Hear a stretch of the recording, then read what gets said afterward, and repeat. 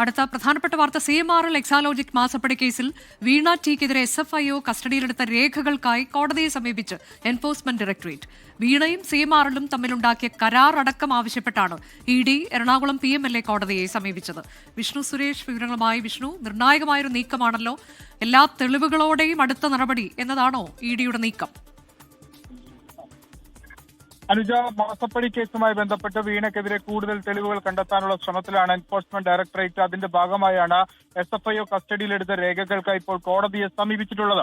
134 രേഖകൾ വേണമെന്നാണ് PMLA കോടതിയിൽ ED നൽകിയിട്ടുള്ള ഹർജി. അതിൽ പ്രധാനമായും ആവശ്യപ്പെട്ടിരിക്കുന്നത് വീണയും CMRLും തമ്മിലുണ്ടാക്കിയ 2016 കരാറ്, എക്സാലോജിക്കും CMRLും തമ്മിൽ 2017 ഉണ്ടാക്കിയ കരാറ്, എക്സാലോജിക്കിന്റെ ഫിനാൻഷ്യൽ സ്റ്റേറ്റ്മെന്റ്, വീണയുടെ IT റിട്ടേൺ വിശദാംശങ്ങൾ, empower India capital company loan വിശദാംശങ്ങൾ, വീണയുടെ ലോൺ തിരിച്ചടവിന്റെ വിശദാംശങ്ങൾ ഉൾപ്പെടെയുള്ള അപേക്ഷകൾ വേണമെന്നാണ് ആവശ്യം.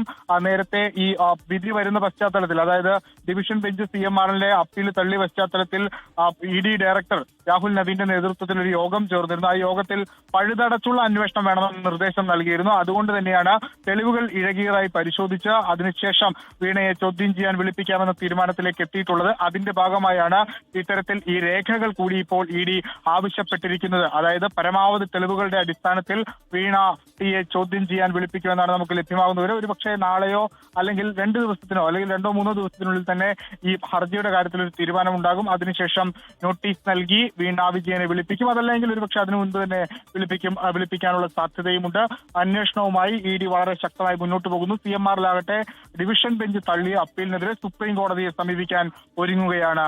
അനുജ, വിഷ്ണു, ഇതിലിപ്പോൾ ഒരുപക്ഷെ EDക്ക് കഴിഞ്ഞ തവണ കോടതിയുടെ ഭാഗത്തുനിന്ന് വന്ന ഉത്തരവ് ആശ്വാസകരമാണ്.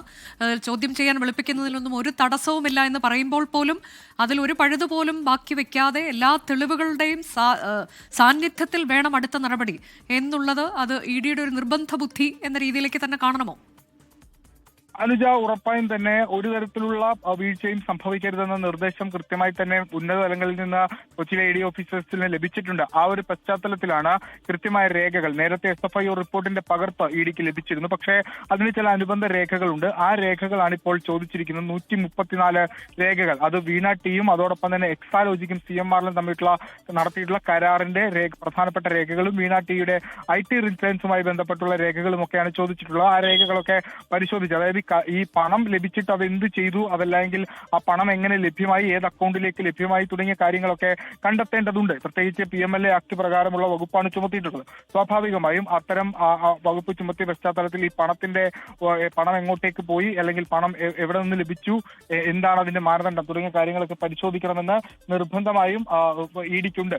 ആ ഒരു പശ്ചാത്തലത്തിലാണ് ഈ രേഖകൾ ചോദിച്ചിട്ടുള്ളത്. വളരെ നിർബന്ധ ബുദ്ധിയോടുകൂടി തന്നെ അന്വേഷണത്തിൽ ഒരു വീഴ്ചയും ഉണ്ടാകരുതെന്ന് നിർബന്ധ ബുദ്ധിയോടുകൂടി തന്നെ എൻഫോഴ്സ്മെന്റ് ഡയറക്ടറേറ്റ് CMRL എക്സാലോജിക് ഇടപാട് അന്വേഷണവുമായി മുന്നോട്ട് പോകുകയാണ്. ഇനി വീണ ടിക്ക് എപ്പോൾ നോട്ടീസ് അയക്കും, ശശിധരൻ കർത്തയ്ക്ക് എപ്പോൾ നോട്ടീസ് അയക്കും എന്നുള്ളതാണ് ഏറെ ശ്രദ്ധേയം.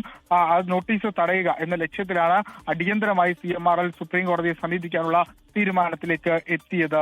അനുജ, നിർണായകമായ നീക്കമാണ് ED നടത്തിയിരിക്കുന്നത്. SFIO കസ്റ്റഡിയിലെടുത്ത രേഖകൾ പൂർണ്ണമായും ആ രേഖകൾ വേണം എന്നാവശ്യപ്പെട്ടുകൊണ്ടാണ് EDയുടെ നീക്കം.